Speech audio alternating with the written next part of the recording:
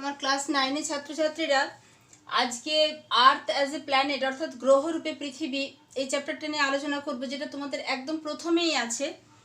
তো এই পৃথিবীটা কি না, পৃথিবী হচ্ছে একটা বিরাট বড় একটা জাইগান্টিক স্পাইরাল গ্যালাক্সি। সেই গ্যালাক্সিটার নাম হচ্ছে Milky Way, MILKY, Milky Way, যেটাকে বলছি আকাশ গঙ্গা ছায়াপথ।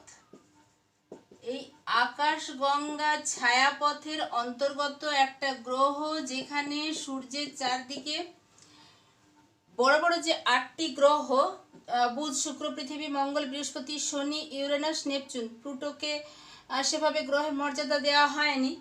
তো 8টা গ্রহের মধ্যে 3rd নাম্বারে আছে পৃথিবী অর্থাৎ আর্থ, আমাদের যে প্ল্যানেট।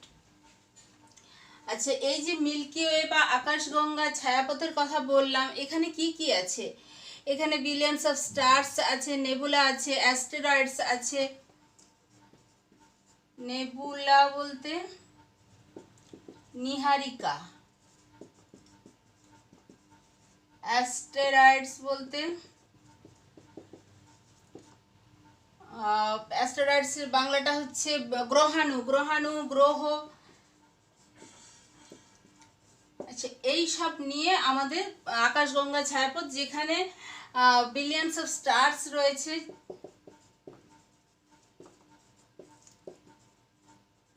এই অসংখ্য নক্ষত্রের মধ্যে সূর্য একটি নক্ষত্র, যার থেকে পৃথিবীর সৃষ্টি হয়েছে। আচ্ছা, এই পৃথিবী মানে তার আকারটা কীরকম, তার সাইজ কীরকম, এই নিয়ে প্রথমে যে তোমাদের চ্যাপ্টারটা আর্থ অ্যাজ এ প্ল্যানেট, সেটার প্রথম জিনিস যেটা, সেটা হচ্ছে shape and size of the earth.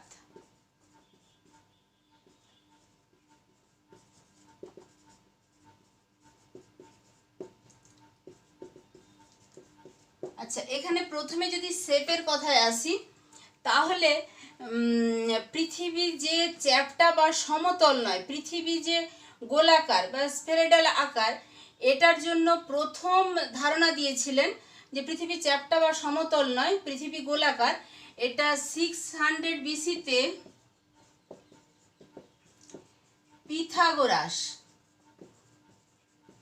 Pythagoras কি বলেছিলেন, যে পৃথিবী চ্যাপ্টা বা সমতল নয়। কতদিন আগে বলেছিলেন? বিফোর ক্রাইস্ট, খ্রিস্টপূর্ব 600 অব্দে। এরপরে পৃথিবীর যে গোলীয় আকার, সেই গোলীয় আকারের প্রমাণ দেন অ্যারিস্টটল। এটা 1 নম্বরে। 2 নম্বরে কার কথা বলছি? অ্যারিস্টটল। তিনি কত সালে বলেন না, 330 BC। তিনিও কিন্তু খ্রিস্টপূর্বাব্দে, খ্রিস্টের জন্মের আগে কি বলেছিলেন না, যে পদার্থবিদ্যার সূত্র এবং অন্যান্য সূত্র ধরে,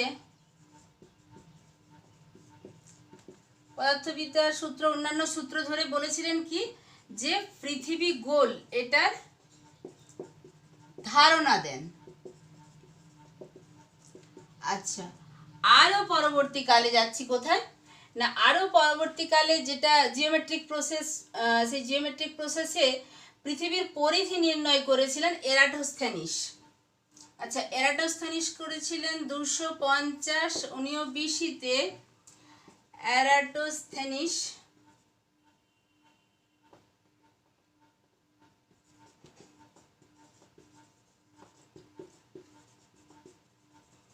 তিনি কি করেছিলেন? পৃথিবীর পরিধি নির্ণয় করেছিলেন।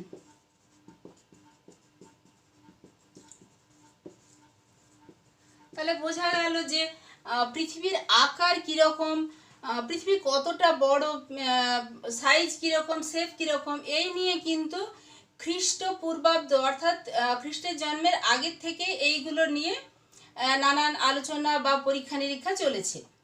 তো লাস্ট অফ অল আসা গেছে কি না, পৃথিবী শেপটা হচ্ছে রাউন্ড শেপ।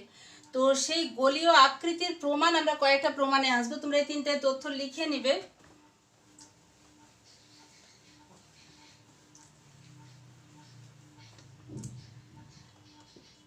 পৃথিবীর যে গোল আকার,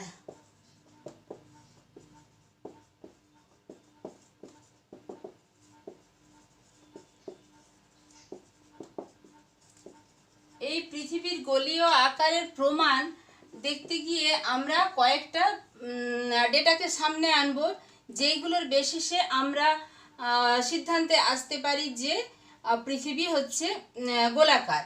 একে কি না, ফার্ডিনান্ড ম্যাগেলান কি করেছিলেন 1519 খ্রিস্টাব্দে তিনি একটা এক্সপেডিশন বা তার অভিযান চালিয়েছিলেন। তাহলে আমি প্রথমের হেডিংটা বলি,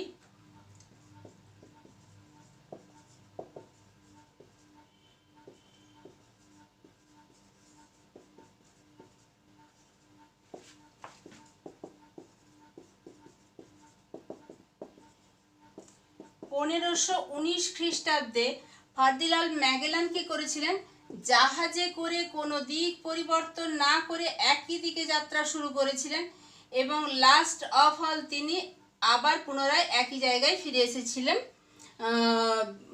মানে দিক পরিবর্তন না করে সমুদ্র বা জলপথে যাত্রা করেছিলেন এবং পুনরায় একই জায়গাতে কোনো দিক পরিবর্তন করেননি।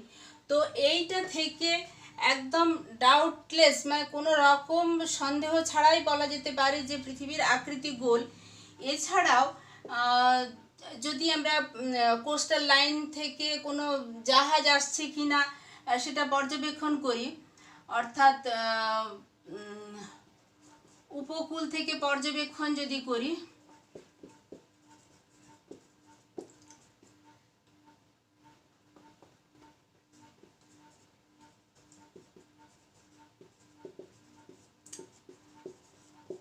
তখন দেখা যাবে কি একটা সমুদ্রে জাহাজ আসছে। আমি একটা অন্য কালিনী, সমুদ্রের উপরে একটা জাহাজ আসছে।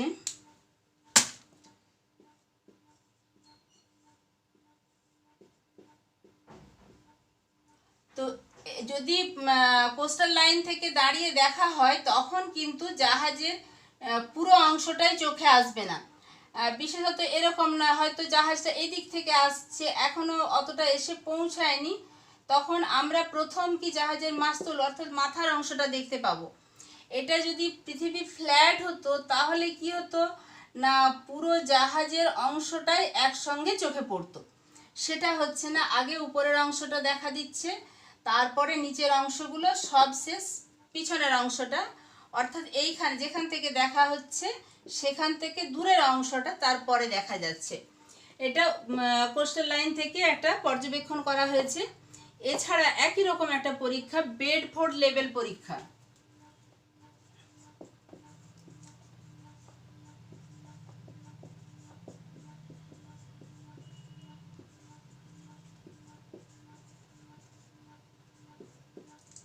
এই পরীক্ষাতে কি বলা হয়েছে না, এই পরীক্ষাটা করা হয়েছিল বেডফোর্ড নামে একটা খালে। কে করেছিলেন? Alfred Wallace.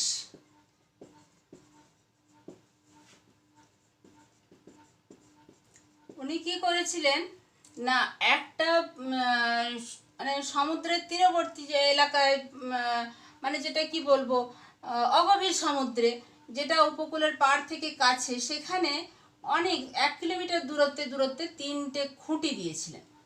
এই 3টে খুঁটি রেখে পরীক্ষা করে দেখা গেছে কি, পাড় থেকে দাঁড়িয়ে এই জায়গাটায় ধরো চোখ রাখা হয়েছে, তাতে দেখা যাচ্ছে এইটাকে সামান্য উঁচু দেখাচ্ছে, মাঝেরটাকে এতটাও না, সামান্য উঁচু দেখাচ্ছে। তার কারণটা কি না, পৃথিবী এরকম ফ্ল্যাট নয়, যেহেতু সামান্য কার্ভড, সেই জন্য এই অংশটা প্রতিটা বাঁশ যে দেয়া হয়েছে জলের মধ্যে, তার প্রতিটাই যেন জলের উপরে সেম সাইজ অংশ উঠে থাকে। তাতে দেখা যাচ্ছে কি মাঝেরটাকে যেন একটু বেশি উঁচু মনে হয়েছে। এটা বেডফোর্ড লেভেল পরীক্ষা কেন নাম হয়েছে না, বেডফোর্ড খালে করেছিলেন আলফ্রেড ওয়ালেস। আলফ্রেড ওয়ালেস এই বেডফোর্ড লেভেল পরীক্ষা কত সালে করেছিলেন? 1870 সালে। আচ্ছা, এটাও তাহলে পৃথিবীর যে গোলীয় আকার তার একটা প্রমাণ। এরপরে এরিয়াল ফটোগ্রাফি।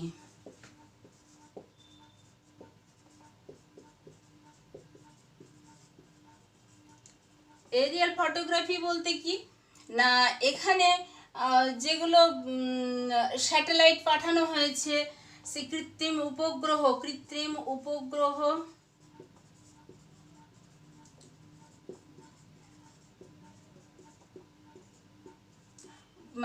বা চাঁদ থেকে তোলা ছবি, এখান থেকে ছবি যেগুলো তোলা হয়েছে পৃথিবীর, সেই ছবিতে দেখা গেছে যে পৃথিবী, তাহলে ফটোটা অর্থাৎ ছবিটাতেই দেখা গেছে কি না পৃথিবী গোল। 5 পৃথিবী গোল যেহেতু দেখা গেছে, তখন সেখানে তার উপরে আর অন্য কিছু প্রমাণ হতে পারে না। এরপরে যেটা পয়েন্ট লিখি সেটা হচ্ছে লুনার এক্লিপস, অর্থাৎ চন্দ্রগ্রহণের সময় চাঁদের উপর যে আমরা যে পৃথিবীর ছায়াটা দেখি, সেই পৃথিবীর ছায়া গোল। তাহলে কোনো জিনিস যেরকম হবে তার ছায়াটাও তো সেরকম হবে, সেখানে পৃথিবীর ছায়া গোল মানে পৃথিবীও গোল। এরপরে যেটা দেখব সেটা হচ্ছে সানসেট অ্যান্ড সানরাইজ। আচ্ছা, সানরাইজ আগে লিখি, সানরাইজ অ্যান্ড সানসেট, অর্থাৎ সূর্যোদয় সূর্যাস্ত। এটা যদি দেখা যায় তাহলে পৃথিবীর সব জায়গায় একই সময়ে সূর্য ওঠে না। যদি পৃথিবীটা ফ্ল্যাট হতো এই রকম, মানে এর এখানে শেষ এখানে শেষ, তাহলে সূর্য যখন পৃথিবীর উপর কিরণ দিচ্ছে সবটা জায়গাতেই একসঙ্গে দিন হতো, কিন্তু সেটা হয় না। পৃথিবীর একটা অংশ আলো হয়, অপর অংশ অন্ধকারাচ্ছন্ন হয়, এবং আলো এই অন্ধকারের যে সীমারেখা, সেই সীমারেখা যেটা সেই লাইনটাও গোলাকার, অর্থাৎ ওইটাকে বলছে ছায়াবৃত্ত।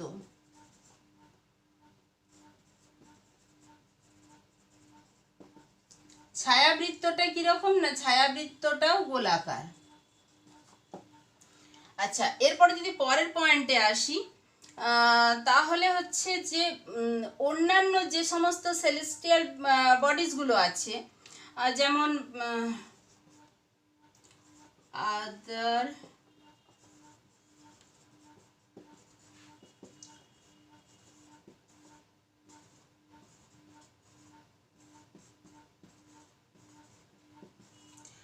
আদার সেলেস্টিয়াল বডিজ আর স্ফেরয়েড, মানে হচ্ছে অন্যান্য যে অপার্থিব জিনিসগুলো, অন্যান্য অপার্থিব যেটা পৃথিবীর মধ্যে নেই, সেগুলো গোলাকার। কিরকম না, চন্দ্র সূর্য এরা গোলাকার, এবং এদের যে ছায়া বা এদের যে ছবি দেখা গেছে সেগুলোতে যতটুকু অংশ দেখা গেছে সেটা তার আউটলাইনটা এরকম সার্কুলার হয়েছে। ফলে এগুলো যেহেতু গোলাকার, পৃথিবী একটা গ্রহ, মানে পৃথিবীও মহাকাশের একটা অন্যান্য গ্রহ নক্ষত্রের মতোই, তাই এর শেপটাও যে একই রকম হবে অর্থাৎ গোলাকার হবে, সেটাই স্বাভাবিক। আচ্ছা, এরপরে যেটা সেটা হচ্ছে ধরো যদি লাইন অফ ভিজিবিলিটি বলি, তাহলে বেডফোর্ড লেভেল পরীক্ষার সঙ্গে এখানেই লিখতে পারো লাইন অফ ভিজিবিলিটি, এটা 1870।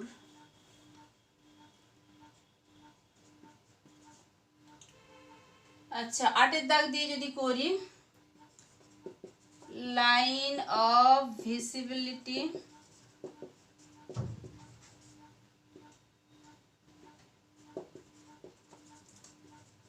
increases with height,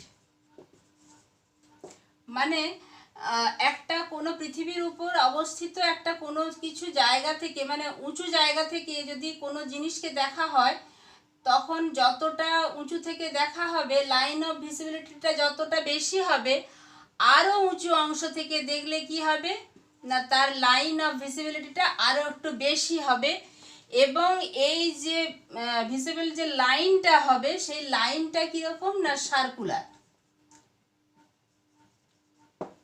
এটাও একটা পৃথিবী গোল বলে এইরকম হয়ে থাকে। আচ্ছা, পৃথিবী যে গোল এটার প্রমাণটা হলো, তাহলে পৃথিবীর আকৃতি, আমরা পৃথিবীর আকৃতি গোলাকার সেটার একটা প্রমাণে গেলাম। ধরো এটা এর দাগ, কিন্তু এর পরে আসবো যে পৃথিবী কিন্তু পুরোপুরি গোল নয়। আমি বোর্ডটা মুছে দিচ্ছি, যে যে প্রমাণগুলো বললাম সেগুলো লিখে নেবে। আচ্ছা, এরপরে আমি এটা এর দাগ দিয়েছি, এর দাগে এতগুলো প্রমাণ তুলে ধরলাম যে পৃথিবী চ্যাপ্টা নয় গোল। তাহলে এটাতে কনক্লুশনে লিখে দিচ্ছি, আমরা কি পেয়েছি যে পৃথিবী চ্যাপ্টা বা সমতল নয়।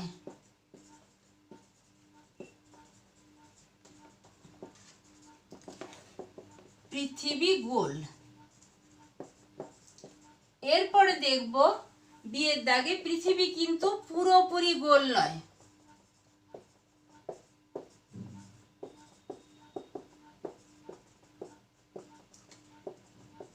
পৃথিবী কিরকম গোল হবে? না অবলেট স্ফেরয়েড।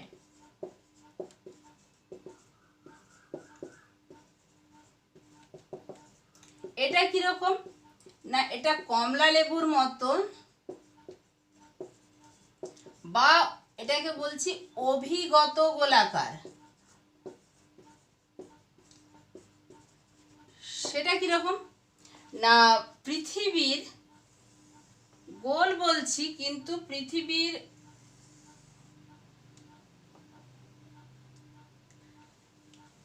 এক টানা করি তাহলে ঠিক আসবে।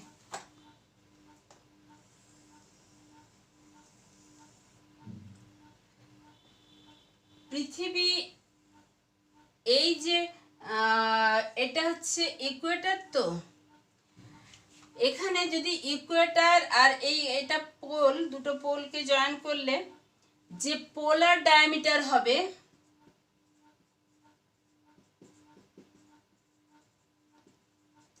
এটাকে বলছি, এতটাকে বলছি মেরু ব্যাস। এটা কতটা? না 12,714 কিলোমিটার। আমরা একদম প্রথমে হেডিং করেছিলাম শেপ অ্যান্ড সাইজ। আমরা শেপ, এবার আমরা সাইজটাও দেখতে পাচ্ছি পৃথিবীটা কতটা বড়। আর এদিকে যেটা ইকুয়েটোরিয়াল ডায়ামিটার,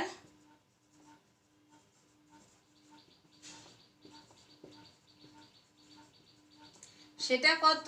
12,757 কিলোমিটার। এটা ডিফারেন্স করলে এই অংশটা হচ্ছে 43 কিমি বেশি হচ্ছে। ফলে পৃথিবী পুরোপুরি গোল নয়, পৃথিবী কমলা লেবুর মতো, বা এর উত্তর দক্ষিণ দিকটা চাপা, মাঝখানটা স্ফীত। উত্তর দক্ষিণ দিকটা চাপা, মাঝখানটা স্ফীত। মানে কি মাঝখানটা স্ফীত বলতে ইকুয়েটরের কাজটা হচ্ছে কি না বাল্জ, আর পোলার রিজিয়নটার কাজটাই কি হচ্ছে না স্লাইডলি ফ্ল্যাটেন্ড।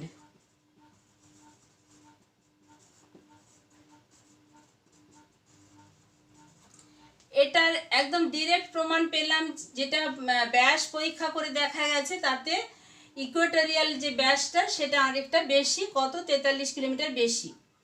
এরপরে এখানে যদি কোনো একটা জিনিসকে ওয়েট করা হয়, এখানে একটা জিনিসের ওয়েট নেওয়া হলো, এখানে সেই জিনিসটারই ওয়েট নেওয়া হলো, ওয়েটটা কি হবে না এই ইকুয়েটোরিয়াল রিজনে ওয়েটটা হবে কম, এখানে হবে বেশি। কেন না এইটা যেহেতু কাছে বা কম দূরত্বে, সেই জন্য গ্র্যাভিটেশনাল ফোর্সটা বেশি কাজ করে। গ্র্যাভিটেশনাল ফোর্সটা বেশি কাজ করে, তুলনামূলকভাবে নিরক্ষীয় অঞ্চলে কম কাজ করে, যেহেতু এই অংশটা আরেকটু বড় বা আরেকটু বেশি, ফলে সেন্টারের দিকে অ্যাট্রাকশনটা তুলনামূলক কম হয়, ফলে এখানে কোনো বস্তুর ওজন করলে ওটা কম হবে। তাহলে এটাও একটা প্রমাণ পাওয়া গেল। এবার তাহলে পৃথিবীর আকৃতি আমরা প্রথমে গোল পেলাম, পরে আমরা বলছি যে অভিগত গোল, তারও প্রমাণ দেখালাম। এর পরে সি এর দাগে কি আসছে? পৃথিবী কিসের মতো আকৃতির? না আর্থ শেপড, EARTHSHAPED, অর্থাৎ পৃথিবীর আকৃতি পৃথিবীর মতো।